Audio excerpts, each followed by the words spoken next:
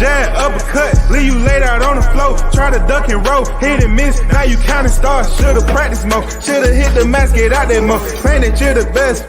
You gotta show me, son. Actions over words, baby boy. Is you real or what? Talking way too much, world come. Back sports, talking way too much, world come. Back sports, talking way too much, world come. Back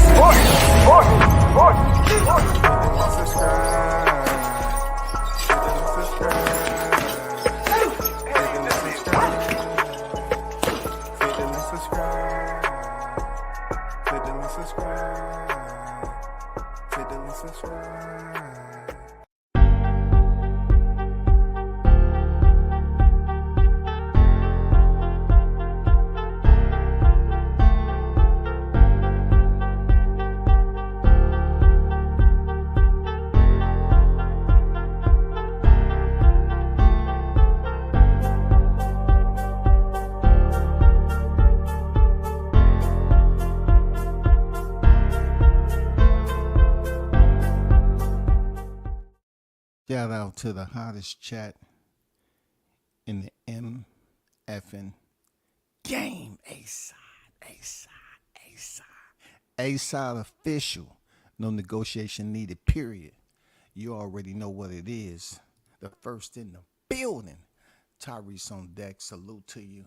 What it do, man? Happy Sunday to everybody that may be at home in the comfort of their homes, you know what I'm saying, doing what they do on Sunday, or those of you that's in the house of the Lord, you know what I'm saying, that chose to step in there and get some prayer for this year.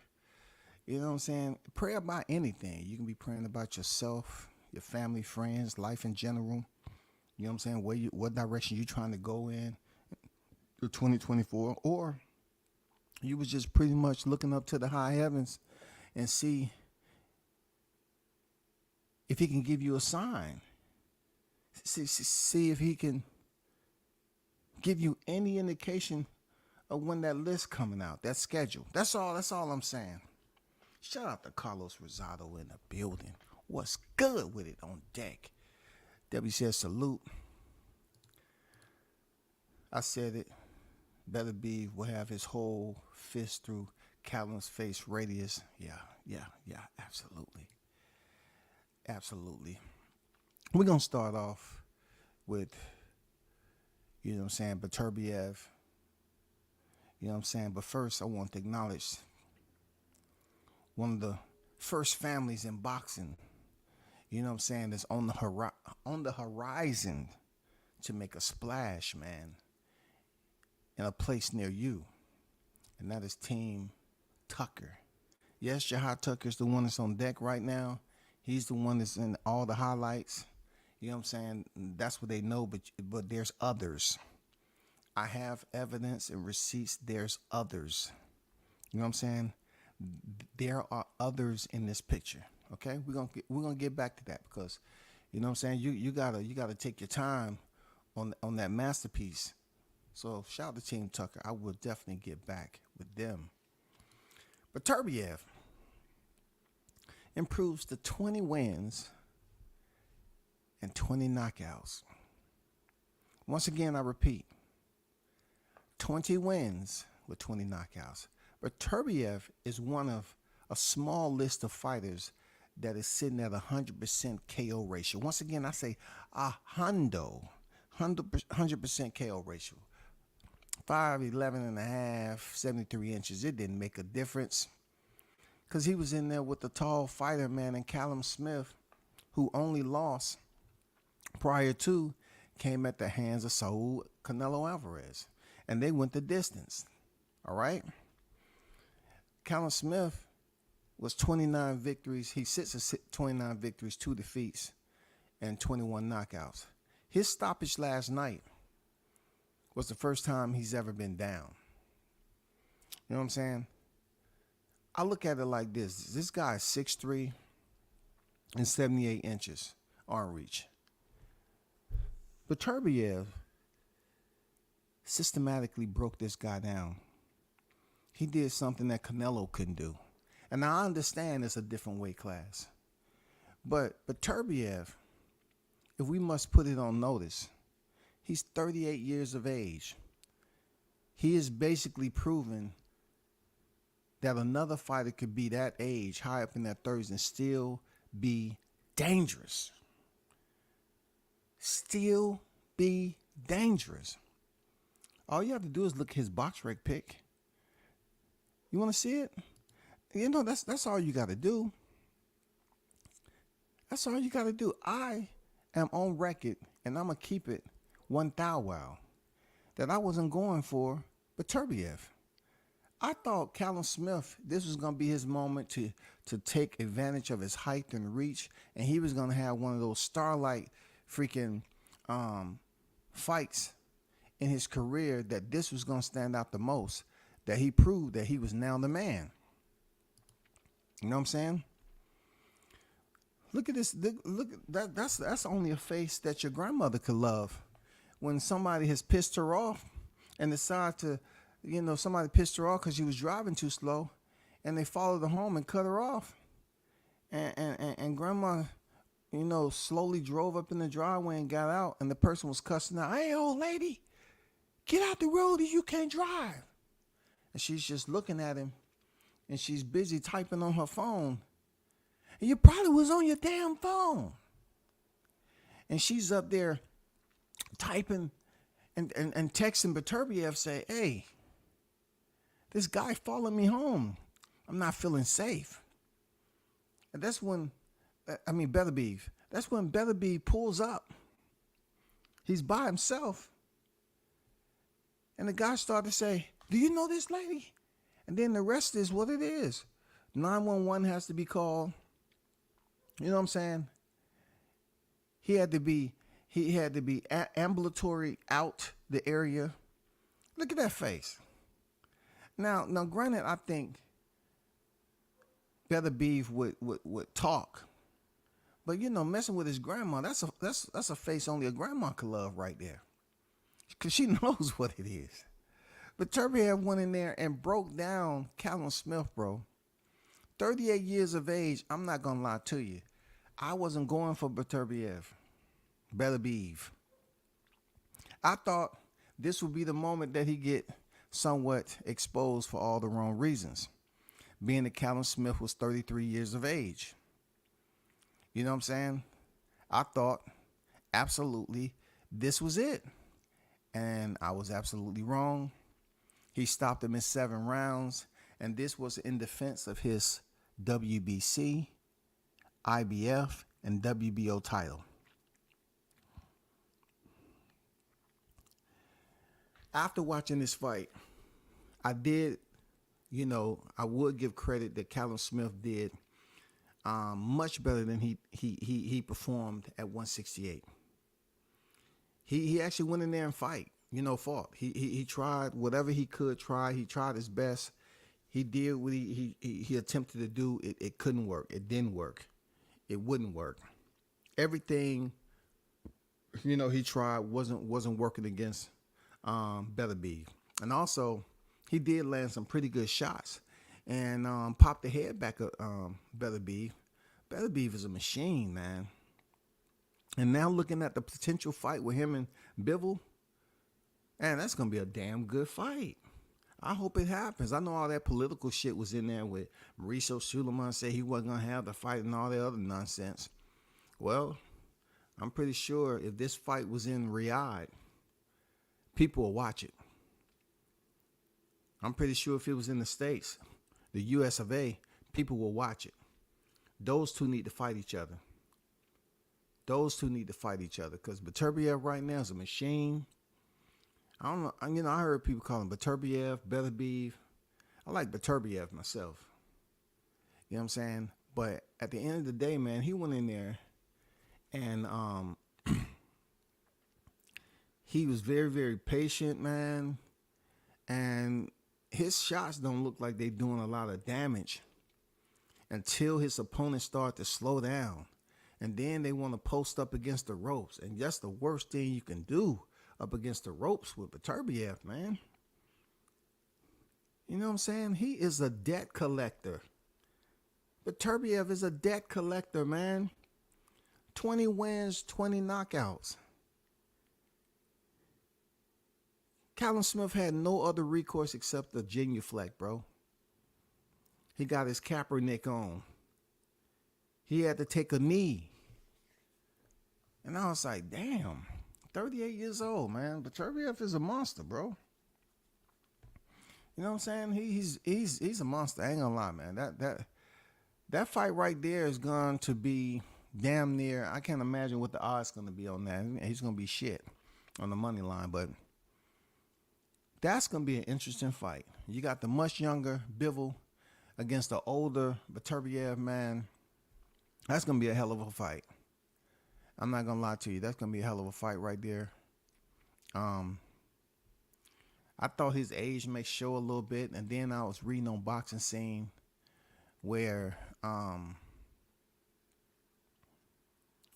who said that?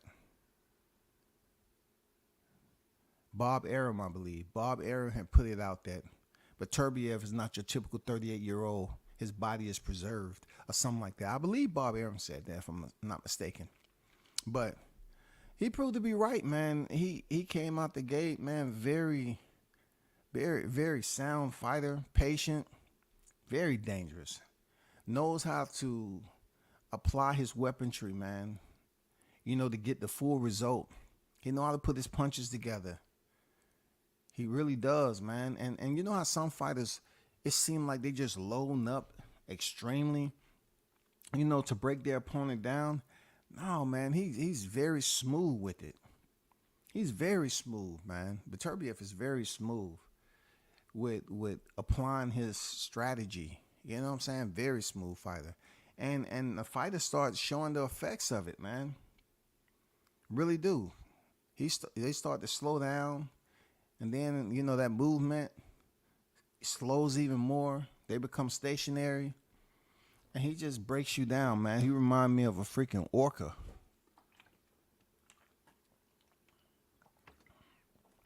He reminds me of them wild dogs on the African plain to be hunting in formation.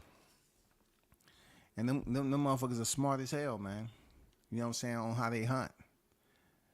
But shout out to Beterbiev, man, for that win. Real talk. Shout out to him.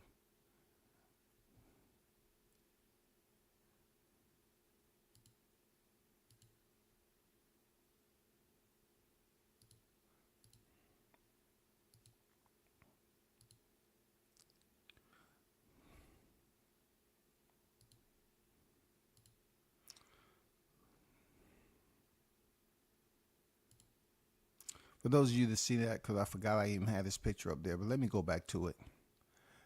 This is Callum Smith, 29-2, 21 knockouts, 33 years of age. And you can tell the extensive height and reach of Callum Smith. You know what I'm saying? And, if you pay attention to, what he's been able to do off his loss, he was very inactive. We're talking about in the last 3 years, he only had 2 fights.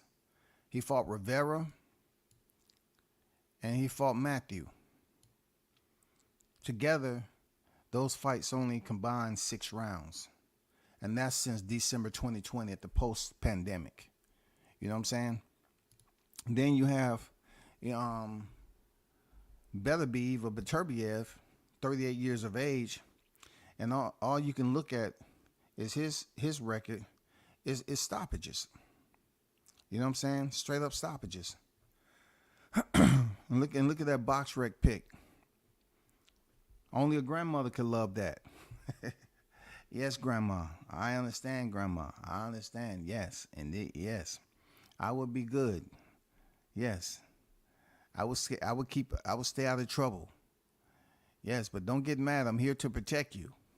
I will always protect you. Whenever you send that text, I'll be there. Don't stop me about what you see after that. Don't try to stop me. But, man, shout out to Beterbiev. 20 victories in, 20 knockouts, bro. He's sitting at 100%. 100% KO ratio right there. So now we wait and see if him and Dmitry Bivol will attempt to unify the 170-pound division for undisputed. You know what I'm saying? Carlos say the Russians are built different. Yeah, they are, man. You know, the Russians are built different, but also the Russians they continue to have controversy surrounding their clean athletes in general. You know, we can't deny the fact that he had an atypical finding that came back. You know what I'm saying, for HGH and tests. You know, and they say it was atypical. You know, the language, when it comes down to it, the language is everything. You know, and they say it was atypical, which is not adverse. You know, so he was still able to go in there and fight. But I'm saying to myself, like, you have Russian whole track teams being suspended. You know, gymnasts, you just always have them linked. Even in MMA, they're accusing some of the Russian fighters of being dirty. So I'm saying to myself, like, are they absolute clean fighters?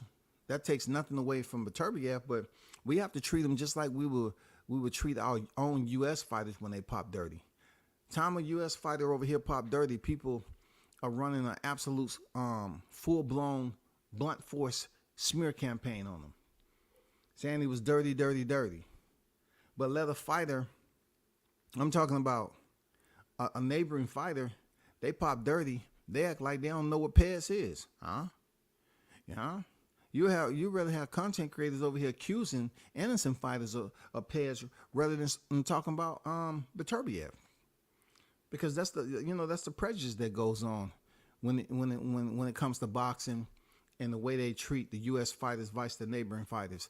This guy popped, and if it would have been Crawford, it would have been Deontay, it would have been freaking Teofimo, it would have been any one of them cats. Then they would have said, "Oh my God, he's a dirty fighter. He's been cheating all along." You know what I'm saying? Oscar Valdez can get caught cheating, and they raised the levels, and he can still continue to fight. People touched on it just a blink and then left it alone. You know? They don't dare talk about Canelo when he tested for clenbuterol. And then you look at it like, oh man, he still was able to fight him. Yeah, he was suspended, retroactive back to his previous fight. So the fight date that he had with Gennady for the rematch, he didn't lose no time. It was still on schedule. You know what I'm saying? Come on, bro.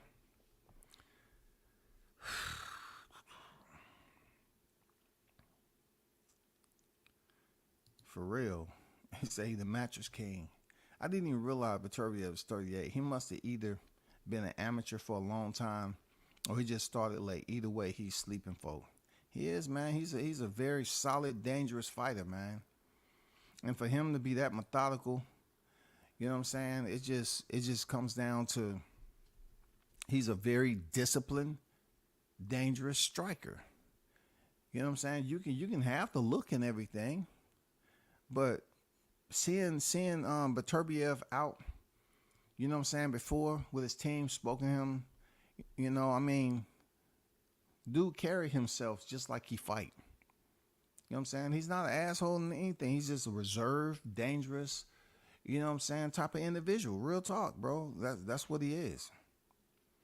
I'm just curious, but does Beterbiev have a history of suspect testing or anything like that? Because I definitely agree about the controversy along with a certain percent of Mexican fighters. True words. So check this out. Great point you bring up, Carlos, about Mexican fighters. There's been several Mexican fighters test dirty. But I'm not saying they get a pass. All I'm saying is when it comes to specific fighters on the U.S. footprint, the attention doesn't illuminate them as much. You know what I'm saying? You really, when you're talking about the time on the clock, man, yeah, they might talk some minutes. You know, they might put some minutes on there like you playing chess a little. They give you some minutes and shit, and then it's gone. You don't hear shit else. You're like, damn, that was quick. That was quick. But yet, they spend countless months blaming a fighter based off false accusations. And when it's a black fighter that's been clean in the sport and they're accusing him of cheating with PEDs, it's despicable. It further misrepresents, you know, all content creators. It misrepresents, the real ones that look at boxing in a way that, yeah, you can have your favorite fighters, but how dare me to try to run a smear campaign on a clean fighter when you're talking about PEDs. And that's where it comes into the how people are disgracing themselves doing that to clean fighters. You got a clean fighter and you want to put all this damn hate speech, comment, and propaganda out there. And look, the wild part about it, Carlos, they know what they're doing, but they really don't care about some type of integrity in the sport. All these cats care about is more so the views and subs. You know what I'm saying? If you think about the fighters who have been caught and still was able to come back and box in the sport, you don't hear too many people talking about that. You know what I'm saying? You don't hear too many people talking about the ones that's actually been caught cheating, suspended. They pick and choose. I know Alicia Baumgartner supposedly had a test come back, and maybe because of her prepossessing aesthetics, that people really didn't talk about it that much. I'm not saying nobody did, because there were cats out here that was talking about it. But just because she's one of those fighters that's very attractive, they may not have took ample amount of time to find out, okay, what exactly is going on, because she was on Twitter and she was there actively when that news broke, and she was just going in like somebody said she never really been a true champion or something. Like when them positive tests came back, man, she was just actively at war. But she hadn't been stripped. Still good. I'm just saying. Beterbiev, they found atypical findings. They trying to say, oh, that's something that's naturally produced and all that. I'm like, man, come on now.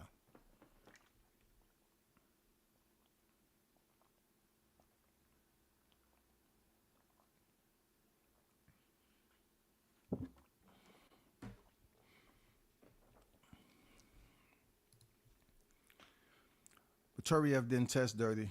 Father said it wasn't a failed test. Like I said before, I don't know if you heard me from the beginning on when I was explaining that, when I did a live stream on it.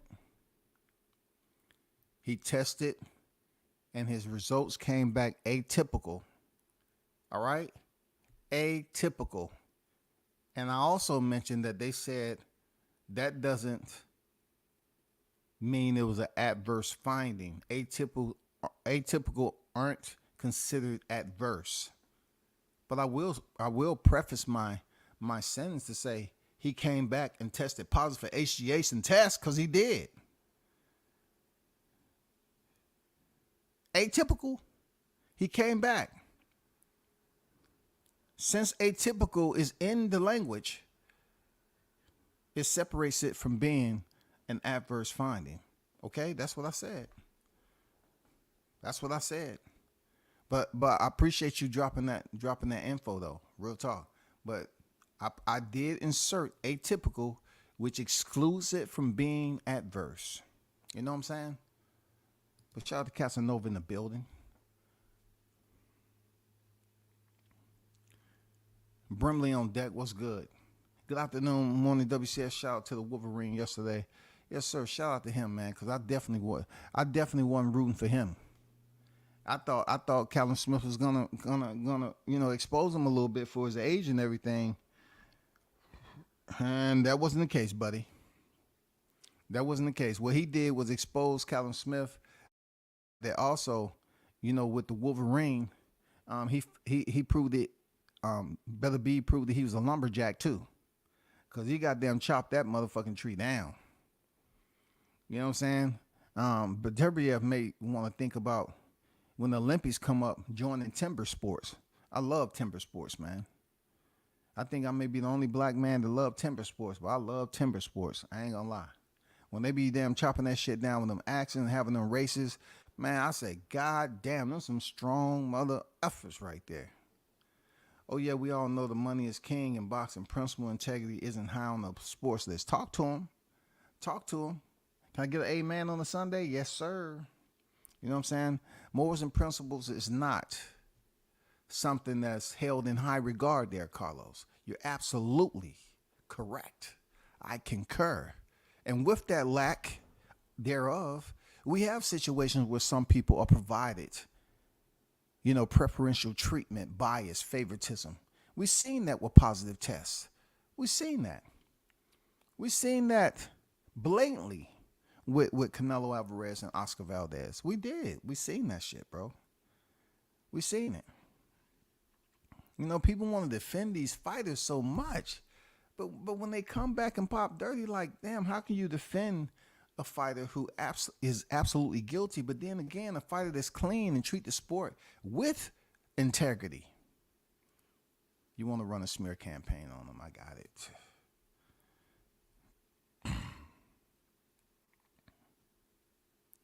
And Eddie Hearns, I wouldn't let him, foreclose on your mental properties. You know what I'm saying? Don't let him go in there as if, Eddie's the type of person that said, I'm interested in your mental properties. I'm an investor.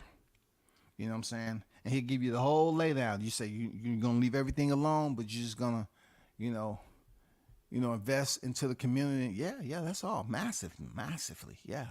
Come to find out, Eddie is trying to take over, foreclose everything you had in place, and try to build his own BS. You know what I'm saying? That's what Eddie will tell you. It's going to be more expensive, way more than what you ever thought it could be. Much more intelligence. But I can't remember anything. That's the whole point. Eddie come in and try to switch everything up on your ass. He was tested before and after, so I ain't hearing it. Well, that's something I didn't bring up yet, but I did mention it, that the fight was on for a reason, because he hasn't tested positive again. But that doesn't mean it cannot be mentioned. You see how you have people who are so vigorously defending Beterbiev, but other fighters that's here in the U.S. that hasn't tested positive for anything, they'll be up here goddamn accusing them of everything in the book. You know what I'm saying? They'll be accusing them of everything you can imagine. Oh, man, he did this, he did that. They don't want to hear nothing of a sort. But let a neighboring fighter test positive, what is atypical or whatever. He had some findings, findings, okay? Findings. He had findings. And let's not act like Russian athletes and all that never test positive before. But I'm just saying, he came back with HGH and test findings. Atypical. Yes, he didn't test, but I'm just saying, he may not, it may not be considered adverse, but it's all on social media. It's all on the damn media platforms. So they spoke on it. Matter of fact, let me go back. Let me see.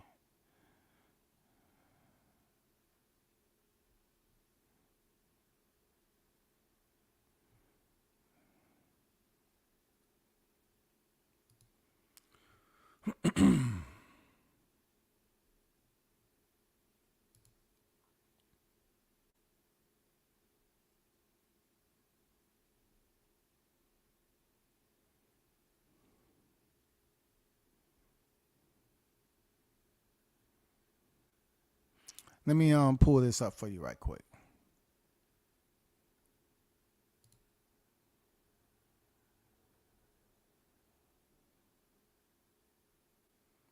Yeah, that was Bob Aaron that said Beterbiev have a younger body. He's preserved his body and stuff like that.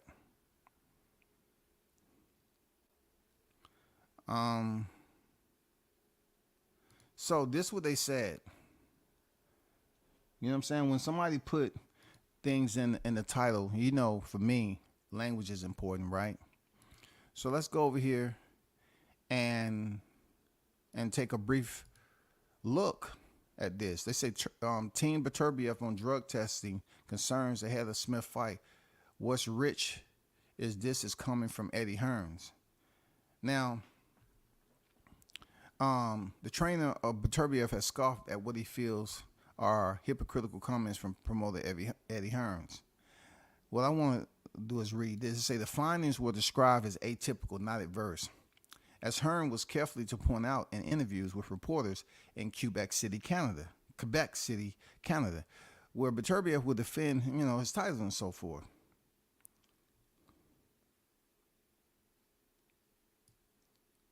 Again, I comment, it's not an adverse finding, Hearn said, but when there's raised levels of those substances, we cannot help but investigate further. We wouldn't be doing our job, and Callum's lawyer has been doing with with VADA. Again, we'll like a little bit more information. And also you have to remember how people treated Conor Benn. No one really didn't thrash him and excoriate him.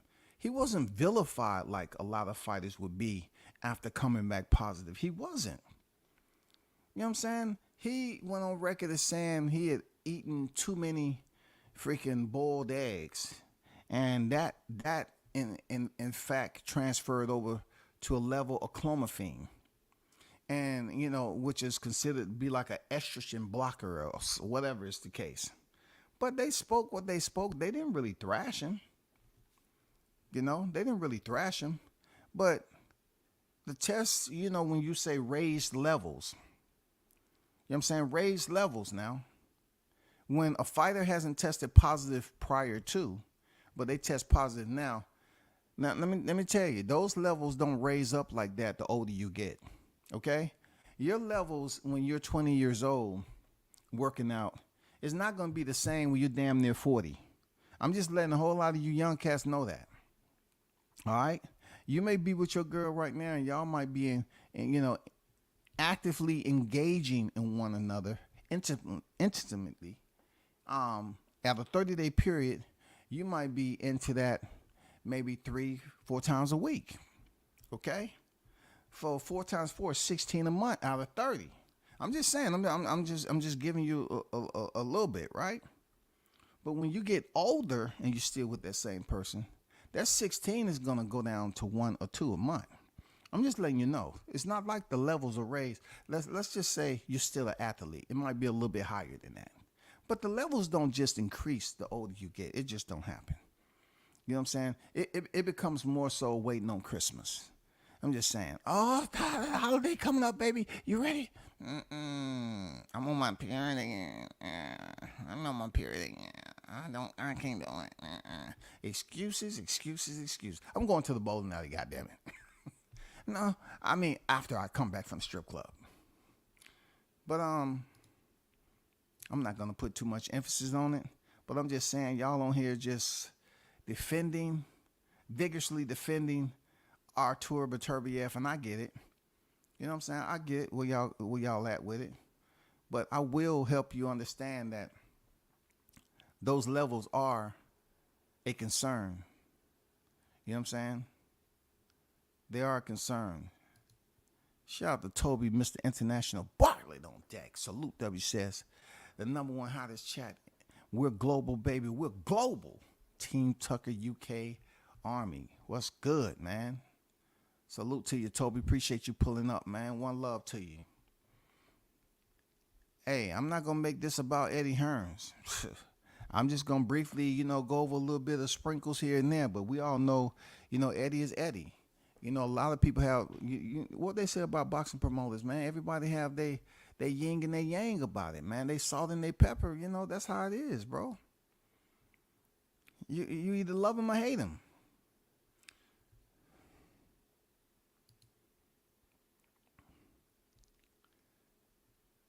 Conor Benn was supposedly innocent, did nothing wrong. When I hear Conor speak, I can tell he's a high.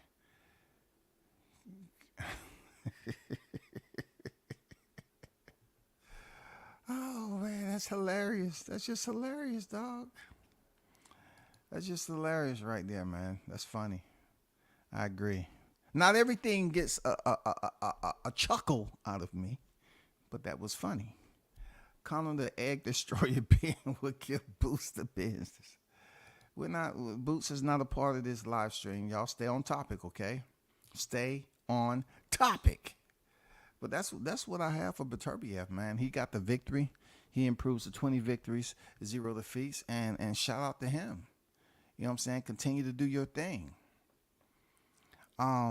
Moving on though from that, I wanted to kind of bring into the conversation of up and coming fighter that you've seen on highlights and everything. But I wanted to basically touch on this because we need to start considering them as one of the boxing families of the sport. You know what I'm saying? That's on their way to really making an impact. Like, it's gonna come a time and place where Team Tucker highlights and their notoriety in the sport is gonna be tremendous. It's gonna be tremendous. And shout out to Shaw News, man, for being, like there at the inception, being an intricate role player with that team. You got to give him a shout out. And what I say to all these content creators, as much buffoonery as I see with you all and what you do to fighters who have way more experience than Jahai, right? Y'all need to find a way to say, okay, if I'm really a boxing fan, don't sit up here and not pay attention to Jahai because you don't like Shaw News. You should pay attention to him because he is an outstanding, one of the most entertaining fighters in the sport. And he does have a style that most fighters cannot emulate. And also, he has cylinders that run on a different type of fuel. You have to understand that this is a no-joke type of freaking team you're dealing with. Just in case you want to say something or you see, them in person on the fight card he's on, that's his head trainer and also his father. Go by Coach Tucker, music, whatever you want. That's the guy. If you have good things to say or if you have some questions to ask, he's about the front and the end of it. You know what I'm saying? So if you all choose to have, some compliments and that's the guy you might want to, take a look. I'm showing you his face. So you say, hey, I didn't know who, I knew Jahai had a fight card or whatever. I'm showing you areas of the team. I'm showing you team members now. Okay. Let me also show you this right here. This picture right here is pretty much a lot of individuals that, friends, family, you know what I'm saying, that's encompassed in this frame. This is a frame that tells you this is a boxing family. You have Jahai Tucker with the in the back, glasses on, and the young man that you see in the red, that's Molly Tucker, 4-time national champion. And then you have Shaw News, you know what I'm saying? The News by Shaw News. He's the one that basically navigated this through the rough waters early on to get Jahai linked up so he can be a part of the movement. You know what I'm saying? So he's always made it clear that, hey, this is what type of mission they on. So you have two hitters right here. And let me you have two hitters. Let me say this. You have two hitters right here, and Jahai Tucker and his little brother Molly. But Molly's gonna be on the scene. Jahai's only 20. So Molly's gonna be on the scene at the blink. He's gonna be in there in 4 years. It depends on what they choose to do. Right? But then you have this guy, this young guy down here with the gray and black plaid shirt on. Look, when I saw Bam back then, when I saw him, Bam was just acting like a typical, young child, man. He was just walking around. He went on a trip with them. They say he was trying to stay up with the big dogs and couldn't do it. But that has since changed. This has since changed. Now you're talking about Bam. Look at that. That's the same young warrior. Look, he's been watching and paying attention, and this is courtesy of Shaw News, right? Look at him moving around and throwing and lining up them combinations, bro. Somebody is in trouble. Look, you couldn't have told me that this was gonna be the youngest now. Look how quiet he was, and he was just, moving around as a little kid. This dude legs is moving.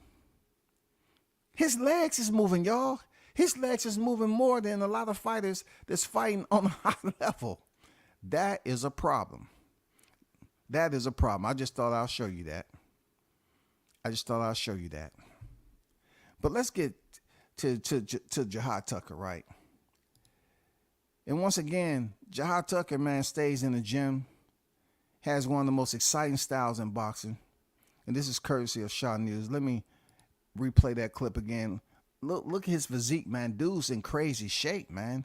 And then the pace that he sets, it's crazy. For a long time when he came on the scene, I don't know if y'all was following him back then, but when he came on the scene, he wore the LeBron jersey, and Shaw News say he was LeBron Dunn of the game. And, he came in and split the ropes, and he really introduced his style to the freaking boxing public. And people, they looked at it and they was like, I don't know what to make of it. Because what they usually do, they want to compare it to somebody. You can't compare his style to anybody. It's all his own. You know what I'm saying? It's all his own. And, it's not like he came in, he's a southpaw. So, they fell in love and got enamored with him being a southpaw, unorthodox rather than orthodox. But, this is amazing, man, because this is his younger brother. Both of these guys in tremendous shape and they're working out. I mean, come on, man. That's a family affair right there. These guys are the future of boxing, man. They're young enough. I'm talking about in the next 10. I'm talking about the next 10 years. I really see Team Tucker making some huge strides in professional boxing. Look, you saw Jahai already be a part of a lot of highlight reels already. But I can't imagine, him being only 20 years old and the growth that he's going to go through in the sport. He's already dangerous. He's a mover, puncher. And what I like most about the game that a lot of fighters don't implement too much of is being able to fight on the inside at close range and still remain elusive. He has a beautiful rhythm that you have to practice that shit. I think he started that when he was in the womb. They was playing on some Jamaican music, some reggaeton, something. And he was bobbing his head and shit, man. Cause I don't know who would teach that in the gym. But as you seen it when he fought Francisco Varone, he was fighting that man as close as you can get without putting your forehead on his forehead. And he was still slipping punches on the inside. That's a beautiful side of the art, man, that you don't see a lot of. Just like, fighters, being body punchers. Fighters being able to have different styles.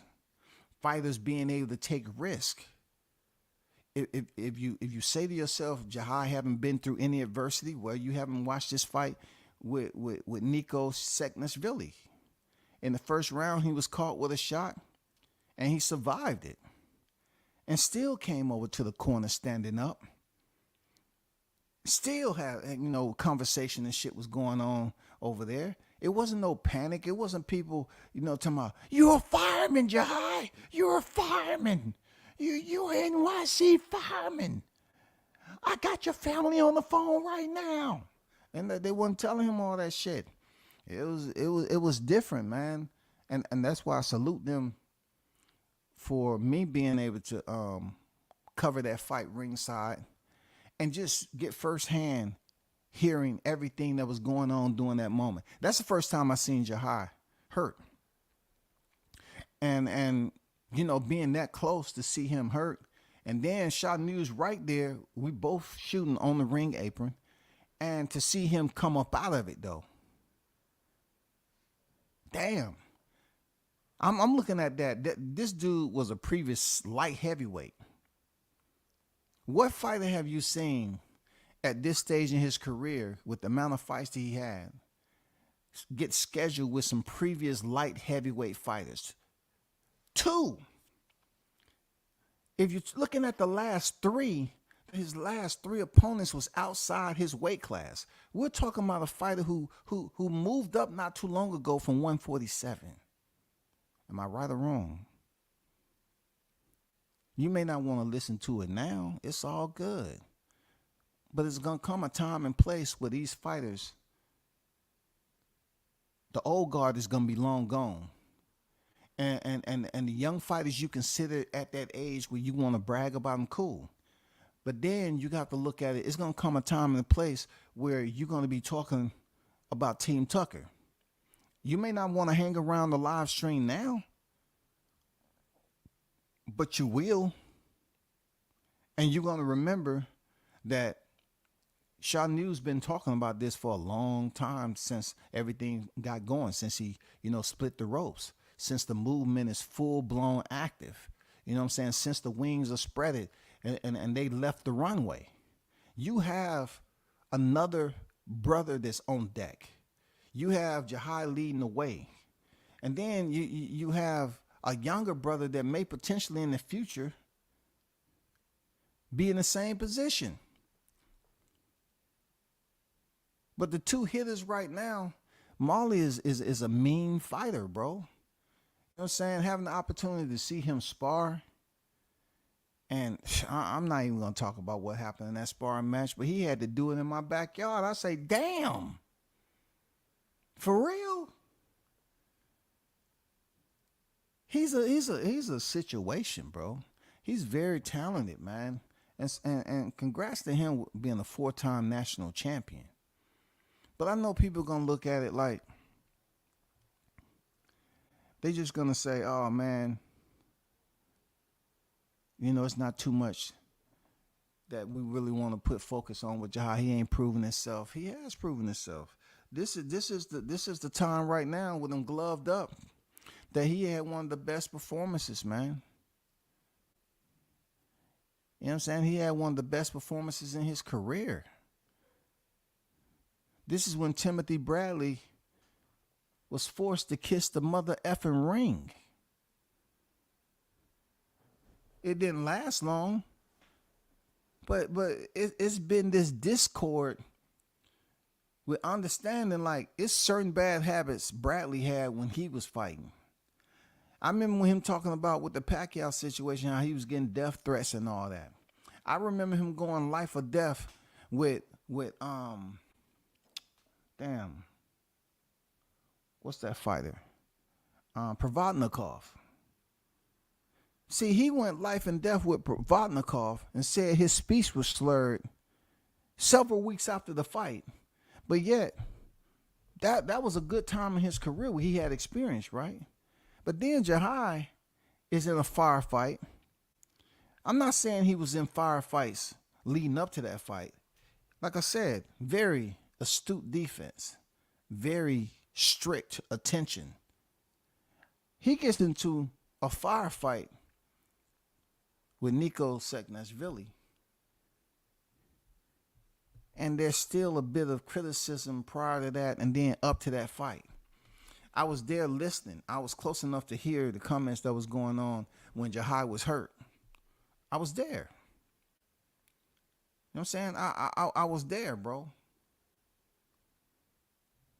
I was there when that shit went off the way it did. And then to see him go in there and put on a performance and show he's very tenacious. He has that level when it comes to the kill switch.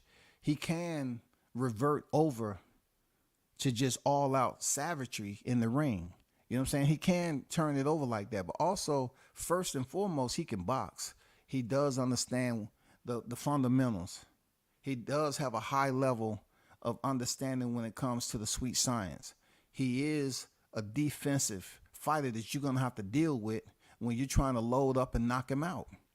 You're going to have to deal with him barely slipping shots that close to you and returning fire. You're going to have to deal with that interaction. Real talk. Fighter's going to have to deal with his interaction at close range. When you get a fighter that can move on the outside and box you, and then box you up on the inside, and still maintain a high level of pace that you're going to have to deal with. We seen Francisco Varone coming there in the early rounds trying to get Jahai up out of there based on what happened when he fought Nico Seknashvili. You're not going to know it unless you was there to see it. But this dude came in there looking gargantua, dog. He was looking like a freaking light heavyweight. And he was then putting them punches together like it's only a matter of time. You know, you could tell he was sent. Remember that. You can tell he was sent.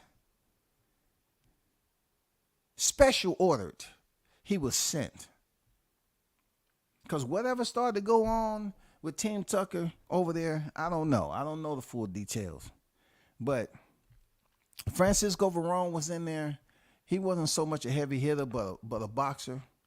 And I know I said earlier, his last three fights consisted of two fighters.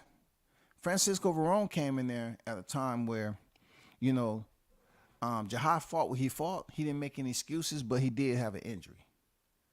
And you can tell his pace wasn't the same. You can tell. If you look at his fight with Nicholas Flass and look at his fight with Francisco Varone, then you have to say to yourself, those was two different fights. You have to say to yourself, would Flass last with Jahai that fought Francisco Varone, who was a top-ranked 5 middleweight in boxing? I don't think so. I don't think he would have lasted. But when you watch him, you know, his performance was so much to the fact at one time Errol Spence sent out a tweet and said good rounds from Tucker. Errol Spence did that shit. So there's people that's paying attention, bro. It's people that's paying attention. For what I understood, from what I heard from my sources, is that he potentially had an opportunity to sign. You know what I'm saying? Jahai Tucker. But some people just don't see the vision, or they feel like that's not something they want to deal with. I don't know what it is. The fighter ain't coming in here knocking cats out all the time. You know, it's not like he doesn't have knockouts, but when you have a overall entertainment value like Tucker, people want to come see you. And, you know, him being, you know, about to turn 21, I'm telling you, man, the next 5-6 years for Tucker, it's going to be crucial, bro. I think he's going to have some of the best performances to date. I think, you know, people are really going to start tuning in to his style, because no one in boxing has the style that Tucker has. No one. He has his own style. So they're not going to compare him to a Floyd. They're not going to compare him to any other fighter that they think that has a very technical sound. They're not going to do it. They're going to just compare him to himself and what he has and others don't. You know what I'm saying? But even Errol Spence tweeted out good rounds from Tucker. That ain't fake. That's real shit. He goddamn tweeted this shit out. You know what I'm saying? He went in there and had an outstanding performance. Like most that's on his record. He had an outstanding performance.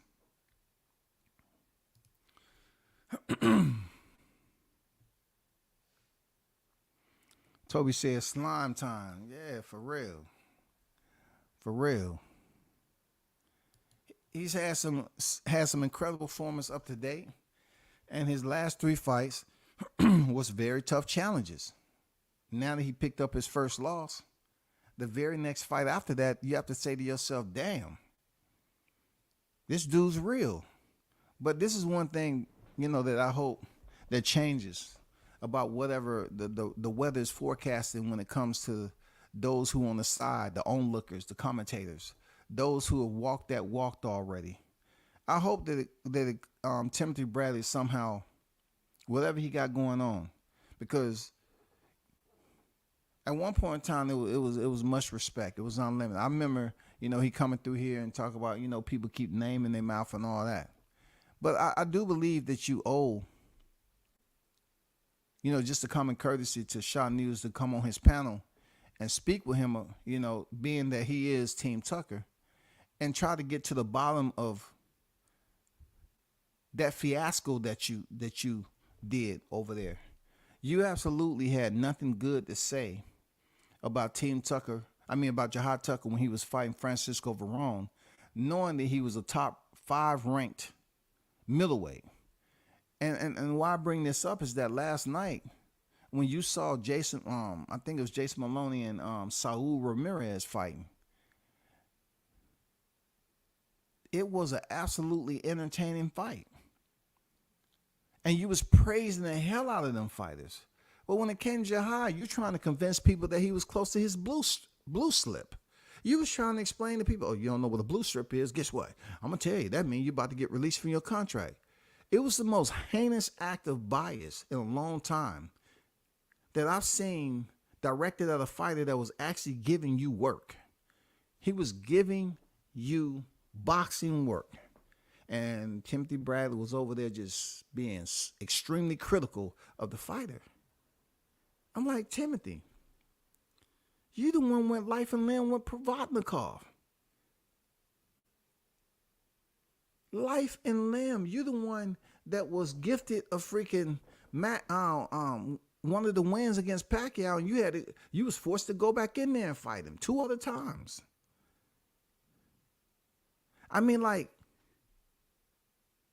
You act like you didn't have flaws, dipping to your left, doing the same predictable defense all the time. You act like you didn't have flaws. But if a fighter's going in there fighting and is giving you the action that you're looking for, why would you sit up here and put him on blast and act like he was just up there, nothing he can do? That's just a vendetta. You know what I'm saying? That's just being vindictive. You just up here, showing that you can be extremely biased for whatever reason. So much to the point where people don't even believe you. Like you was trying to convince people that was Jihad Tucker's last fight at Top Rank. That's what you was trying to do. It was despicable, bro. But you praised the shit out of Maloney and Ramirez last night. And I enjoyed that fight. I ain't gonna lie. I enjoyed the hell out that fight. I think the Maloney brothers are tough. And they go in there and they give you what they give you in those fights, man. High intensity, full contact engagement. It don't matter if it's on the outside or the inside. They really get it in. But so does Jihad Tucker. And Timothy Bradley want to act like he couldn't do anything right. He wasn't in there doing some shit for him to brag about. I was like, how is this even being talked about? There were some commentators that came to Jihad's defense, but I'm saying to myself, that's trash, man. Like how you sitting up here? Let's just say that you might be mad at something else that's relatable to his team. For you to go in there and dog out a fighter knowing that you are a fighter too, right? And aren't you in the Hall of Fame or something like that? I don't know. I might be wrong. I'm a little bit older. I don't know. But for you to be able to have that ticket, that attached to your history, of your service record book as a fighter, for you to blatantly go in there and try to deter the fans as if Jihad's a piece of shit individual, to me, Timothy, that was one of your worst days when it comes down to your integrity as a freaking fighter, a champion, and especially a commentator. One of your worst. One of the worst. For you to dog that man out the way you did when he was in there with Verone. And you know Verone was sitting up there trying his best to knock him out. And Jahai was putting all that shit to bed. He was showing you once again he can make adjustments and he can fight in the rain. He was showing you that freaking shit, Timothy. And you was up there just convincing anybody who would listen. Oh man, Jahai, he's not doing this right. He's just sitting there. He's out of position. Oh my God, he's doing nothing. He can't fight. He's just not built for this level. People knew that was bullshit, but you kept on saying it. And then you say, oh, this is going to be the night he go back there to the locker room and he's going to get the blue slip.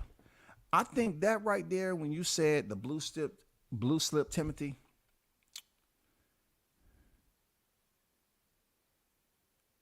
it's just erased an entire, you know what I'm saying, like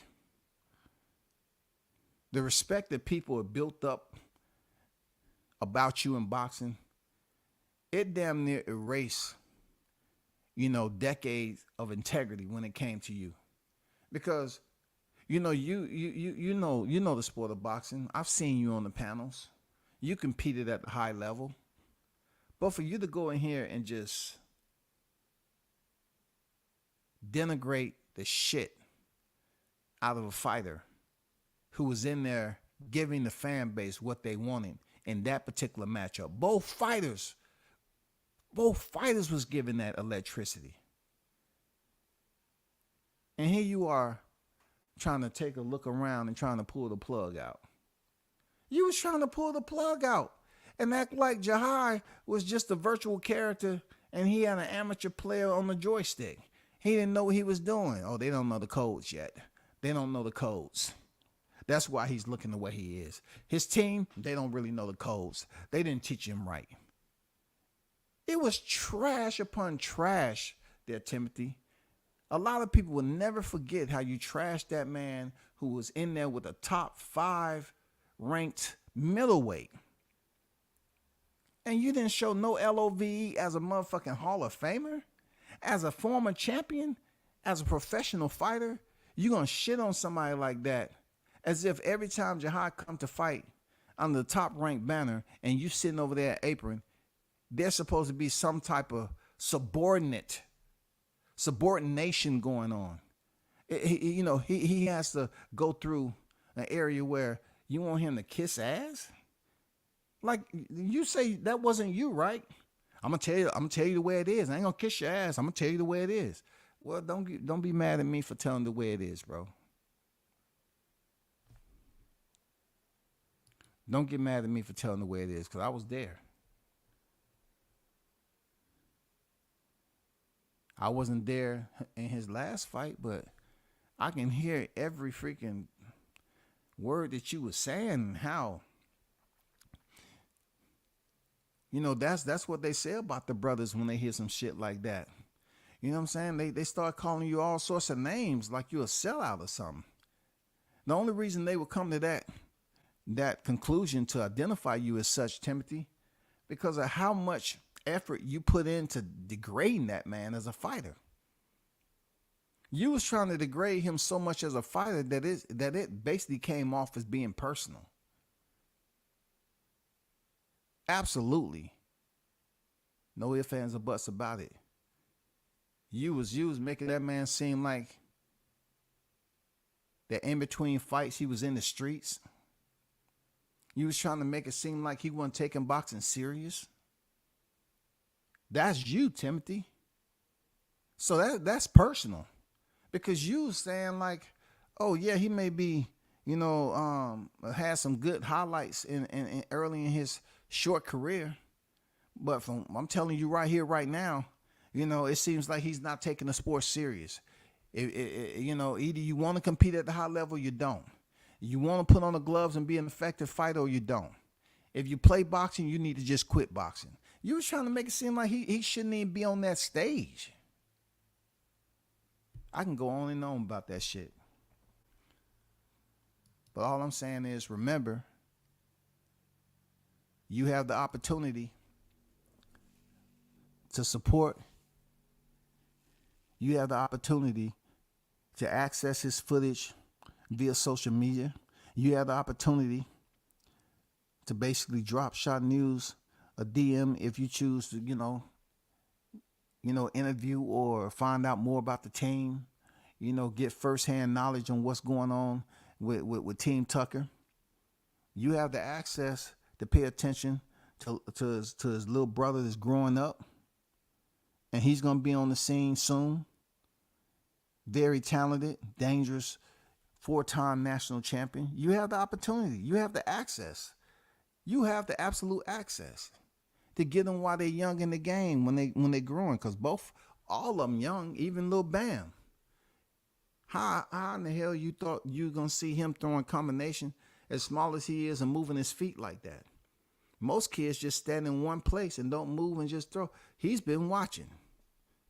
Shout out to his father and his team. Shout out to Joe Daney. Coach Terry and all them cats is training him.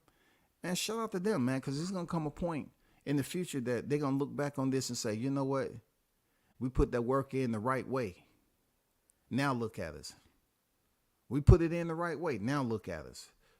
Not everybody come out the blocks. You know what I'm saying? The same. It's not a sprint, goddammit. It's not a sprint. So shout out to Team Tucker, man. You already know what it is. Shout out to the hottest chat in the MF game. Like I said before, check with the news by Shaw News.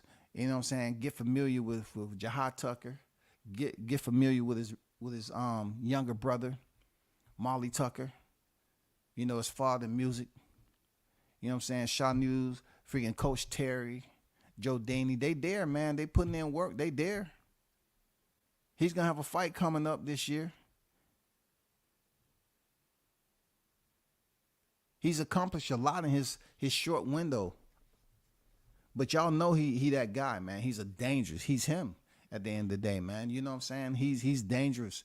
He's a multifaceted boxer. Don't say you never heard it from WCS, man. Until next time, y'all hold it down. Peace. I'm out.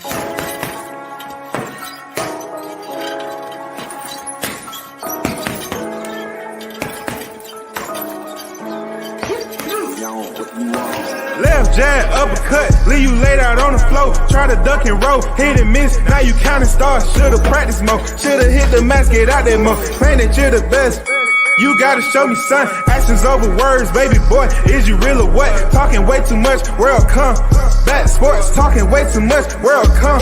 Back sports, talking way too much, world come. Back sports,